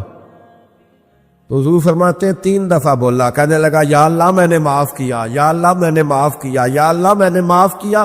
تو اللہ فرمائے گا پھر بھائی کا بازو پکڑ، وہ ایک محل نہیں، وہ ایک ہی نقشے کے 2 بنائے ہوئے ہیں، اس کا بازو پکڑ، دونوں جنت میں چلے جاؤ، میں نے تم دونوں کے لیے گھر بنا دیا ہے۔ تو اپنے معاملات صحیح کرنے کی کوشش کریں، اپنے معاملات صحیح کریں۔ ہم اس سلسلہ عالیہ میں داخل ہے کہ حضور غوث اعظم رضی اللہ تعالیٰ عنہ کے والد کا مشہور واقعہ ہے کہ بھوک لگی تھی تو دریا میں بہتا ہوا سیب کھا لیا تھا، سیب کھا لیا غوث اعظم کے والد نے۔ تو پھر کہنے لگے اوہو یہ میں نے کیا کیا؟ جس سمت سے وہ سیب آیا تھا وہاں جانے لگے، وہاں ایک باغ تھا، پیچھے جا کے ٹہنیاں جھکی ہوئی تھی، یہاں سے سیب آیا، باغ کے مالک بھی بزرگ تھے، ان سے جا کے کہا غلطی سے کھا لی جائے، معافی مل جائے۔ انہوں نے کہا معافی اتنی جلدی نہیں ملتی۔ کیسے ملے گی؟ فرمایا 12 سال مالی بن کے میرے باغ کی نوکری کر۔ تو خدمت کرنے لگے تو حضور غوث اعظم کے نانا جی کہتے ہیں بچہ مجھے بھا گیا، کہنے لگے حضور چلے معاف کر دے اب۔ تو کہا معافی نہیں ملے گی، میری ایک بیٹی ہے، آنکھوں سے اندھی ہے، آنکھوں سے اندھی، کانوں سے بہری، زبان سے گونگی اور پیروں سے لنگڑی، اس سے نکاح کر، پھر معافی ملے گی۔ کھایا کیا؟ ایک سیب۔ تو تو حضور غوث اعظم رضی اللہ تعالیٰ عنہ کے والد کہنے لگے مجھے گوارا ہے، آپ کر دیں نکاح، پر وعدہ کریں مجھے معاف کر دیں گے نا؟ تو کہتے ہیں نکاح ہو گیا۔ جب پہلے دن میں حجرہ عروسی میں داخل ہوا تو میں نے پلنگ پر کوئی معذور نہیں، جنت کی حور کی مثل عورت بیٹھی دیکھی، اور جس کا حسن بتاتا تھا کہ چہرے سے زیادہ باطن میں اللہ نے روشنی عطا فرمائی ہوئی ہے۔ فرماتے میں نے اس کے قریب جا کر تو کون ہے؟ مجھے تو کچھ اور بتایا گیا تھا۔ فرمایا تجھے بتایا گیا تھا کہ آنکھوں سے اندھی ہے، اس لیے کہ کبھی غیر محرم کا چہرہ دیکھا ہی نہیں، کانوں سے اس لیے بہری ہے کہ کبھی غلط بات سنی نہیں، کسی غلط کے پاس بیٹھی نہیں، اور زبان سے اس لیے کہ گنگی ہے کہ غلط جملہ کبھی نہیں نکلا، یا اللہ کا قرآن نکلا ہے یا محمد عربی کا درود و سلام نکلا ہے، غلط جملہ نہیں نکلا۔ اور ٹانگوں سے اس لیے لنگڑی ہے، کسے اپنے باپ کے گھر کا رستہ تو آتا ہے، سوائے اس کے گلی کا اور کوئی موڑ نہیں جانتی، اس نے پاکیزگی سے وقت گزارا۔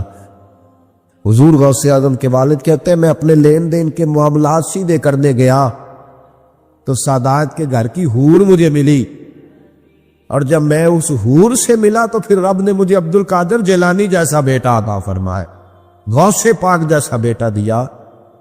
تو گئے تو معاملات سیدھے کرنے تھے، تو اللہ نے ولایت کے امام کا باپ بنا دیا، تو مہربانی فرمائے اپنے معاملات میں توانائی پیدا کرے۔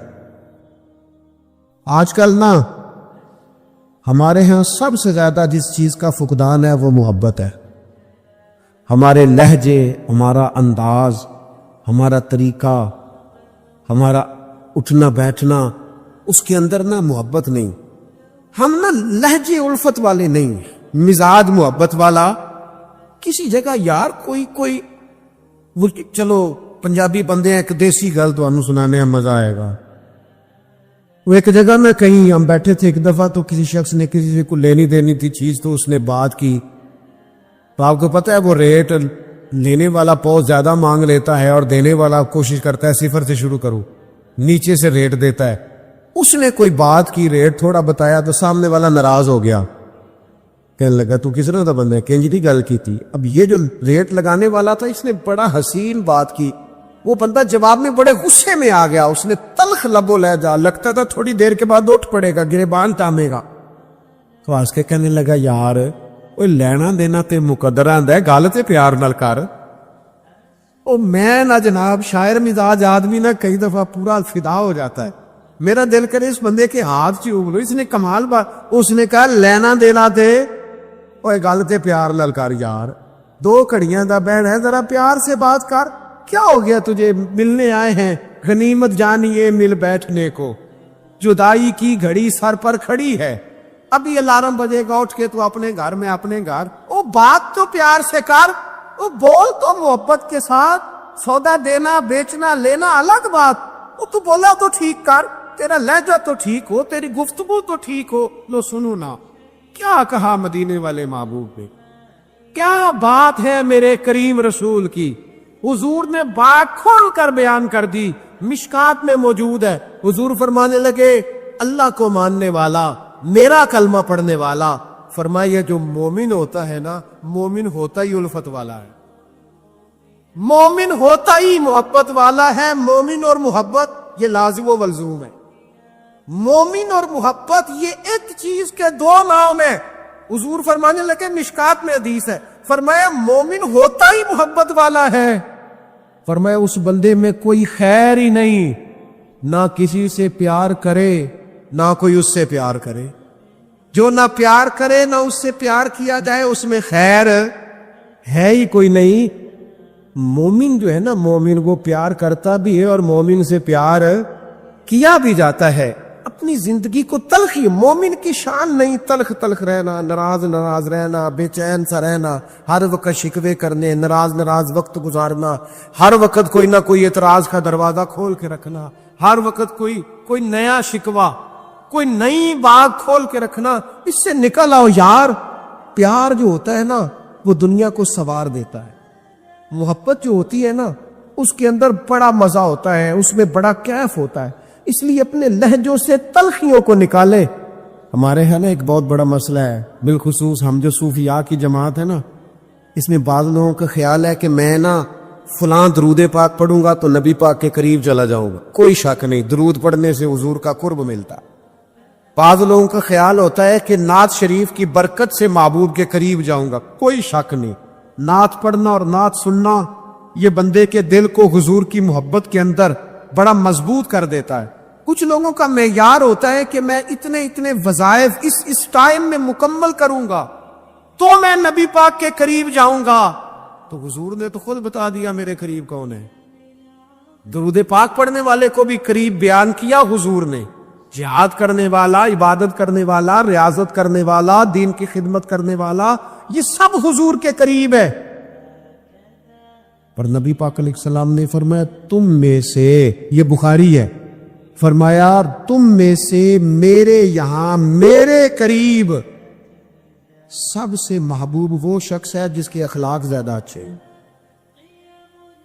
جس کا رویہ لوگوں کے بارے میں ٹھیک ہے، جس کی نیتیں، ارادے، لہجے لوگوں کے حق میں نرم ہے، وہ میرا محبوب ہے. حضور فرماتے ہیں میرا محبوب ہے، میرا وہ پیارا بندہ ہے، وہ میرا محبوب ہے امتی. تو حضور کا محبوب بننے کا بہترین طریقہ یہ ہے کہ اپنا اخلاق ٹھیک کیا جائے. ایک بات اور کرنی ہے، جو دور میرا اور آپ کا دور ہے نا، یہ تیز لوگوں کا دور ہے، چالاک لوگوں کا دور ہے. لوگ ایسی بات سناتے ہیں کہ بندہ حیران ہو جاتا ہے. چالاک مزاج، تیز طبیعت. میں نے اپنی زندگی میں بڑے بڑے تیز لوگ ناکام ہوتے دیکھے، اور بڑے بڑے بھولے بندے، سیدھے سادے. لیکن ان لوگوں کو اللہ تعالیٰ نے اتنا نوازا ہے، اتنا کرم فرمایا ہے. نو سنو، ترمذی ہے، نبی اکرم صلی اللہ تعالی علیہ وسلم نے فرمایا جو مومن ہوتا ہے نا، وہ بھولا بالا ہوتا ہے اور شرافت والا ہوتا ہے. بلکہ ایک حدیث میں تو حضور فرماتے ہیں مومن اتنا بھولا ہوتا ہے کہ سامنے والا اسے بیوقوف سمجھنے لگ جاتا ہے. اس کا خیال ہوتا ہے اسے تو عقل ہی کوئی نہیں. مومن بھولا بھالا. اور ایک حدیث میں یہ بھی لفظ ہیں کہ جنت میں اکثر بھولے بھالے لوگ جائیں گے. یہ جو تیزیاں ہیں نا، انسان کا سمجھدار ہونا اور بات ہے، انسان کا تدبر والا ہونا، فہم و فراست والا ہونا اور بات، لیکن چلاک ہونا، مکار ہونا، شیشے میں اتارنا، لوگوں کو اپنے قابو میں کرنے کی کوشش کرنا، اس کو شریعت پسند نہیں کرتی. تو نہ بندوں کو چلاکی کر کے قابو نہ کر، محبت سے قابو کر، اخلاق سے قابو کر. تو اپنے انداز بڑی بڑی عجیب داستان سرائی کر کے لوگ دنیا کو جیتنا چاہتے ہیں، اس سے انسان کے اندر کمزوری آتی ہے. کچھ جگہ ایسی ہوتی ہیں جہاں تیزیاں. مجھے ایک بات میرا بڑا دل کر رہا ہے، کر لوں، ٹائم تھوڑا رہ گیا ہے. حضرت خواجہ معین الدین صاحب چشتی رحمۃ اللہ علیہ نا، خواجہ قطب الدین صاحب بختیار کاکی رحمۃ اللہ علیہ سے ملنے کے لیے یہاں آئے دلی میں، اپنے مرید سے ملنے. سب لوگوں سے ملاقات ہوئی تو ایک شخصیت ایسی تھی جن سے خواجہ صاحب کا خیال تھا ملاقات ہوگی، لیکن ملاقات نہ ہو سکی ہے. خواجہ صاحب خود ملنے چلے گئے. وہ بھی کوئی دینی تعارف رکھتے تھے. آپ نے فرمایا ملنے کیوں نہیں آئے؟ وہ کہنے لگے کیسے ملنے آتا، یہاں میرا بڑا روب تھا، مجھے لوگ جانتے تھے، لیکن آپ نے قطب الدین کو یہاں بٹھا دیا ہے، سب لوگوں کی توجہ ہی ان کی طرف ہو گئی ہے، تو میں کیسے ملنے آتا. خواجہ معین الدین صاحب رحمۃ اللہ علیہ خواجہ قطب صاحب سے فرمانے لگے بیٹے کسی کا دل توڑ کے کام نہیں کیا جاتا دین کا، تو سامان باندھ چلے، تو میرے ساتھ اجمیر چل، دلی رہنا ہی نہیں. انہوں نے کہا حضور جو حکم ہو. انہوں نے سارا سامان سمیٹا، اونٹوں پہ رکھا، روانگی ہونے لگی. جب دلی سے باہر نکلے نا شہر سے، تو سارا شہر امڑ آیا. اچھا کہ بادشاہ وقت بھی منتیں کر رہا ہے، لوگ رو رہے ہیں حضور خواجہ قطب کو نہ لے کے جانا. اس شخص کے درد نے پورے شہر کو درد والا بنا دیا. اس کی تہجد کے وقت کی دعاؤں نے بڑے لوگوں کو مصلی پہ کھڑا کر دیا. اس شخص کا اللہ پر بھروسہ بڑے لوگوں کو ایمان کو تقویت دیتا ہے. حضور مہربانی کرے نہ لے کے جائیں. اتنے سارے لوگ رونے لگے اور رنگ اور ہو گیا. حضرت خواجہ معین الدین صاحب فرمانے لگے پتر سامان اتارو، مصلح بچھاؤ، دلی میں رہنا ہے۔ یہ بھی ایک پیغام ہے، اسے بھی آپ نے یاد رکھنا ہے۔ تو خواجہ قطب الدین صاحب کہنے لگے حضور آپ نے فرمایا تھا کسی کا دل توڑ کے نہیں رہنا۔ فرمانے لگے اتنے سارے لوگوں کا دل ٹوٹنے سے بچاتے بچاتے کسی ایک کا ٹوٹ بھی جائے تو خیر ہے۔ اب کسی ایک کا دل بچاتے ساری دنیا کا دل توڑ میں، اللہ کرے آپ کو اس بات کی بھی سمجھ آئے۔ ہم نا بعض اوقات کسی ایک کا دل بچاتے، ایک کا صرف اپنا گھر بچاتے ساری دنیا توڑنے لگے ہو۔ صرف ایک شخص کی رضا کی خاطر ساری دنیا کو توڑ دو گے، ایسا نہ کرنا اپنی زندگی میں۔ لوگ کسی بندے کا دل توڑ کے اس کی عزت اتار کے اسے پریشان کر کے جھڑک کے کہتے ہیں آیا تھا بندہ سنائی ہے میں نے چار، وہ تو نے گناہ کر کے اب تو بتا رہا ہے۔ کسی کو ٹانگ ڈپٹ کے دل توڑ کے کہانیاں سنا رہا ہے، چلاکیاں کر کے اور تیزیاں دکھا کے، یہ تو بندہ مومن کی شان نہیں ہے۔ میرے کریم نے تو فرمایا نیکی تجھے سکون دے، اور جب تو گناہ کر کے غمگین ہو تو اس کا مطلب ہے تم مومن ہو۔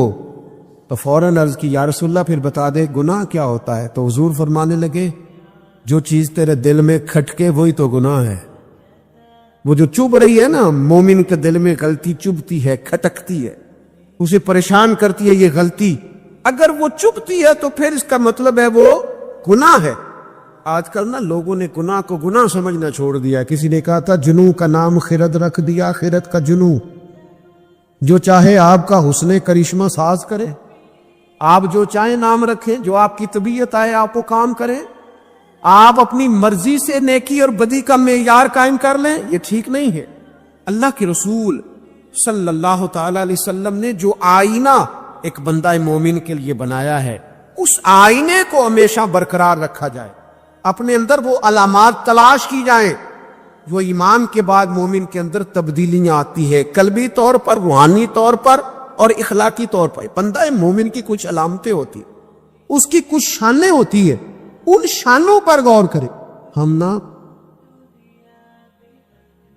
جب تک اپنے باطن کو مضبوط نہیں کر لیتے، جب تک ہم روحانیت کی مضبوطی اپنے اندر پیدا نہیں کر لیتے، اور جب تک ہم روحانی طور پر طاقتور نہیں ہو جاتے، آپ لاکھوں روپے کا جوڑا پہن لے اور آپ کا قد بڑا اونچا ہو اور آپ کا چہرہ بڑا روشن ہو، لیکن اندر اگر نور نہیں ہے نا میرے دوست، تو لوگ تو ہو سکتا ہے آپ کی فوٹو بڑے شوق سے کھینچے کہ بڑا قد کاٹ ہے، لیکن آپ بے قرار ہیں۔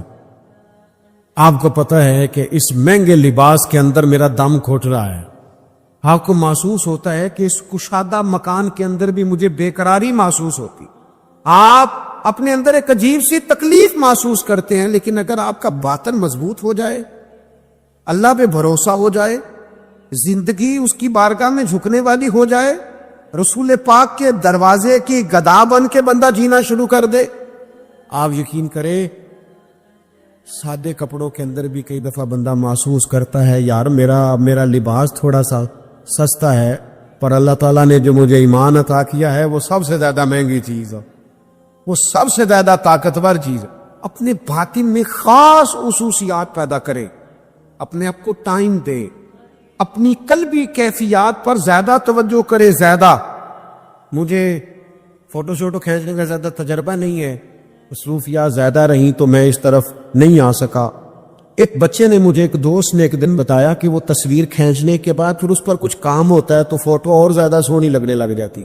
اس نے بات کر لی، میں نے سن لی، وہ بات کر کے گزر گیا۔ تھوڑی دیر کے بعد مجھے کہنے لگا پریشانی ہے؟ میں نے کہا نہیں۔ کہنے لگا میں نے ایک سادی سی بات کی تھی، پتہ نہیں کوئی آپ تو کہیں کھو گئے۔ اس کے بعد میں نے دو چار باتیں کی ہیں پر آپ نے ہاں نہ ہی نہیں کی، توجہ نہیں کی۔ میں نے اس سے کہا، میں نے کہا پتر تو آکھیا ہے فوٹو تے تھوڑی محنت ہو جائے تے سونی لگن لگ جاندی، تے میں سوچن لگ پیا جے بندہ تھوڑی جی محنت دل تے بھی کر لے، تھوڑی جی محنت نہ دل تے کریے تے جے کدے وہ سونا ہو جائے نا، پاک ہوویں تے پاک ہی ملدا ہی، تے بنا پاکوں پاک نہیں ملدا۔ سارے جسم دے دھون دے نالوں اکو تولا ٹکڑا دل دا، اگر تھوڑی سی محنت روح پہ ہو جائے، تھوڑی سی اندر تھوڑی توجہ کرے، وہ اگر تھوڑا چمکدار ہو جائے نا، کچھ غلاظتیں، کچھ نفرتیں، کچھ قدورتیں، کچھ عداوتیں، کچھ تکبر، کچھ حسد، کچھ بددیانتیاں، کچھ یہ چیزیں تھوڑی نکل جائیں، آپ یقین کریں بڑا چمکدار ہو جائے دل، بڑا سونا ہو جائے، بڑا حسین ہو جائے، یہ باطن ٹھیک ہو جائے نا تو اللہ کی ساری مخلوق حسین لگنے لگ جاتی۔ بندے کو نا کچھ عجیب سی کیفیات سے اللہ مالا مال کرتا ہے، اسے کوئی اللہ تعالیٰ ایسا انشراح صدر دیتا ہے، دل کو ایسا ٹھنڈا کرتا ہے، سکون نصیب ہو جاتا ہے۔ نبی اکرم نور مجسم شفیع معظم صلی اللہ تعالی علیہ وآلہ وسلم سے پوچھا گیا، یا رسول اللہ ایمان کیا ہے؟ ایک کیفیت کا نام ہے نا، ایمان کی صورت تو نہیں ہوتی، ایمان کا روپ تو نہیں ہوتا، وہ مجسم شکل میں تو نہیں ہوتا، ایک باطنی کیفیت ہے نا۔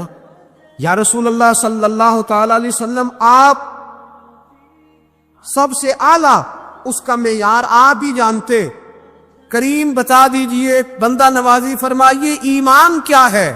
تو نبی اکرم صلی اللہ تعالی علیہ وسلم نے فرمایا، جب تمہاری نیکی تمہیں خوش کرنے لگے اور جب تمہارا گناہ تمہیں غمگین کرنے لگے تو مطلب یہ ہے کہ تم مومن ہو۔ اور اگر گناہ کر کے بھی تم غمگین نہیں ہوتے، تکبر کر کے بھی تم غمگین نہیں، حسد کر کے بھی غمگین نہیں، حرام کھا کے بھی غمگین نہیں، لوگوں کا دل توڑ کے بھی غمگین نہیں، کسی کے حق پہ قبضہ کر کے بھی تمہیں غم کوئی نہیں، بہت سارے لوگوں کو بیوقوف سمجھ کر، نادان سمجھ کر، احمق کہہ کر، جاہل کہہ کر، عزتیں اتار کر بھی تم غمگین نہیں ہوتے، اس کا مطلب ہے تم نے معیار ایمان کو نہیں پایا۔ حضور فرمانے لگے نیکی خوش کرے اور گناہ تجھے غمگین کرے، آپ یقین کریں اب نہیں کرتا لوگوں کو گناہ غمگین۔ کبھی پلٹ کے دیکھو نا رب کے بندوں کی شان، اللہ انہیں رزق عطا فرماتا ہے تو عزت والا عطا فرماتا، وقار والی روزی میں دوں گا، وقار والی۔ بس تم 5 چیزیں پیدا کرو اپنے اندر۔ ایک تو یہ دیکھو جب رب کی یاد ہوتی ہے تو دل ڈرتا ہے کہ نہیں، قرآن پڑھا جاتا ہے تو ایمان مضبوط ہوتا ہے کہ نہیں، تمہارا رب پر بھروسہ کتنا ہے، اعتماد خالق کتنا ہے، یہ اپنے اندر پیدا کرو۔ اور فرمایا نماز قائم کرو، اللہ کے راستے میں خرچ کرو، تم یہ 5 چیزیں پیدا کرو، رب کہتا ہے مومن بھی تم پکے ہو تو درجے بھی بڑھے دوں گا، جو خطائیں غلطی سے ہو گئی وہ معاف بھی کر دوں گا، ورزق کریم، روزی ملے کی عزت والی۔ یہ کامل مومن کی نشانیاں قرآن مجید سورہ انفال میں بیان۔ ہم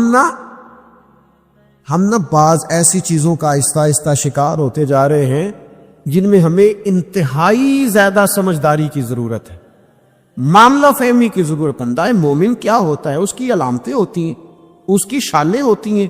مومن کا ایک اپنا وقار ہوتا ہے، اس کی اپنی ایک الگ وزاداری ہوتی ہے، اس کا ایک اپنا اللہ تبارک و تعالیٰ نے سٹیٹس بنایا ہوتا ہے۔ ہمیں اپنا معیار قائم کرنا چاہیے، اور معیار وہ قلب سے قائم ہوگا، وہ روح سے قائم ہوگا، وہ باطن سے قائم ہوگا۔ بندہ مومن کا مقام سب سے پہلے اسے خود پتا ہونا چاہیے کہ میرا توکل کتنا مضبوط ہے، اسے خود پتا ہونا چاہیے۔ مجھے نہیں پتا آپ میں سے فجر کس کس نے پڑھی ہے، مجھے تو اپنا پتا ہے۔ یہ ہمیں خود پتا ہونا چاہیے کہ ہمارا معیار کیا ہے نماز کے معاملے۔ میں نہیں جانتا آپ کی جیبوں میں کتنا ہے اور آپ کتنا اللہ کی راہ میں خرچ کرتے، یہ بندے کا رب سے رشتہ ہے، یہ آپ جانے، آپ کا خدا جانے، میں جانوں، میرا رب جانے۔ اللہ کی ذات پر بھروسہ کتنا ہے، یہ لوگوں سے نہ پوچھتے پھرے، لوگوں کو نہ بتاتے پھریں، یہ تو دل کا معاملہ اپنے آپ سے پوچھیں، اپنے آپ کو خود اپنے سامنے کھڑا کریں، اپنا حساب خود کریں، اپنے سے کبھی کبھی سوال و جواب کریں، اپنے سے گفتگو کریں۔ پر کیا کریں، ہم ساری زندگی اپنا دنیاوی معیار ہی ٹھیک کرتے رہے، اپنے پیسوں کا حساب ہی لگاتے رہے، گھر، مکان، گاڑی، سٹیٹس، آنا جانا، سلام دعا کتنی ہے۔ یہ ساری چیزیں جن لوگوں کی مضبوط ہیں، نیند ان کی کچی ہے۔ دنیاوی سٹیٹس جتنا لوگوں کا مضبوط ہے، سوچیں ان کی ٹوٹی ہوئی ہے، نظریات بکھرے ہوئے ہیں، لفظوں اور جملوں میں کمزوری ہے، باتیں جو ہے وہ محسوس ہوتا ہے کہ ابھی تک یہ بندہ اطمینان ہی نہیں حاصل کر سکا زندگی میں، ابھی تک کوئی گفتگو پکی نہیں، کسی بات میں وزن نہیں، کسی جگہ ٹھہراؤ نہیں، کب ہوگا؟ رب کہتا ہے پہلے اپنے دل سے پوچھ، یہ ادھر ادھر کی باتوں سے تو ڈرتا ہے، یہ رب سے کتنا ڈرتا ہے؟